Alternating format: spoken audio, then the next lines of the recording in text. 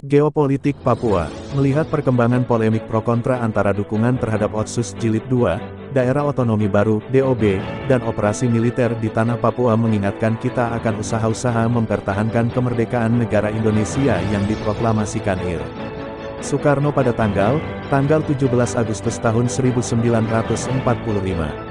Setelah Ir. Soekarno memproklamasikan kemerdekaan Indonesia, dalam rentang waktu 4 tahun dari tahun-tahun 1945 sampai tahun 1949, pemerintah kerajaan Netherlands melalui Gubernur Jenderal Dr.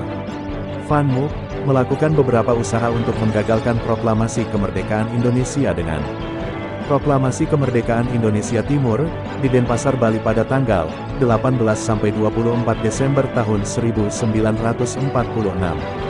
Deklarasi Negara Pasundan, Dewan Federal Borneo Tenggara, pada tanggal 9 Mei tahun 1947. Selanjutnya Daerah Istimewa Borneo Barat, pada tanggal 12 Mei tahun 1947. Deklarasi Negara Sangir Talaut, Republik Maluku Selatan.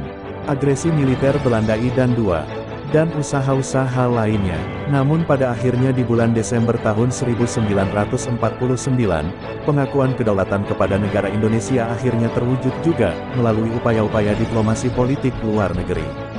Hari ini polemik pro-kontra antara dukungan terhadap Otsus Jilid 2 dan Daerah Otonomi Baru, DOB, yang terjadi setelah ULMWP mendeklarasikan Konstitusi Negara West Papua pada tanggal 1 Desember tahun 2020, dengan mengumumkan UTS, 12 Departemen Militer WPA, telah menggetarkan pemerintah Indonesia melalui momentum berakhirnya UU Nomor 21 Tahun 2021, tentang otonomi khusus bagi Provinsi Papua dan Papua Barat.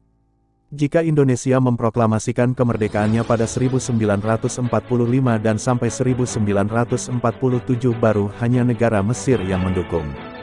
Dan sampai tanggal 2 September tahun 1949 dalam konferensi meja bundar di Den Haag, Belanda, atas desakan Amerika maka Belanda dipaksa untuk mengakui kemerdekaan Indonesia.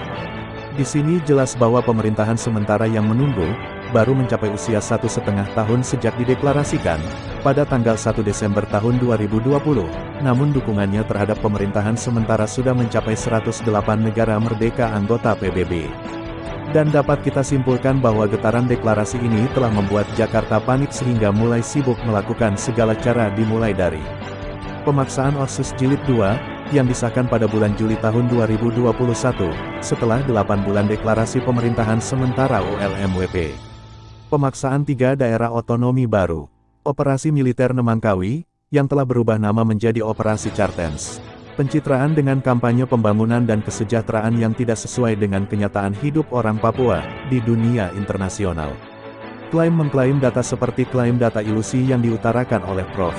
Mahmud ke-1500, bahwa 82% rakyat mendukung DOB. Kampanye Otsus dan DOB gerai kolonial. Namun jangan lupa bahwa zaman sudah berbeda. Perkembangan teknologi di hari ini telah membantu kampanye ketidakadilan di atas tanah Papua. Dan kita akan lihat pertandingan yang sedang terjadi, dan siapa akan memenangkannya. Apakah pemerintah Indonesia dengan program Otsus Jilid 2 dan Daerah Otonomi Baru? Ataukah ULMWP, melalui pemerintah sementara dengan program Merdeka? Silahkan rakyat memilih. Salam waras. Bravo ULMWP. Bravo pemerintah sementara. Papua Merdeka.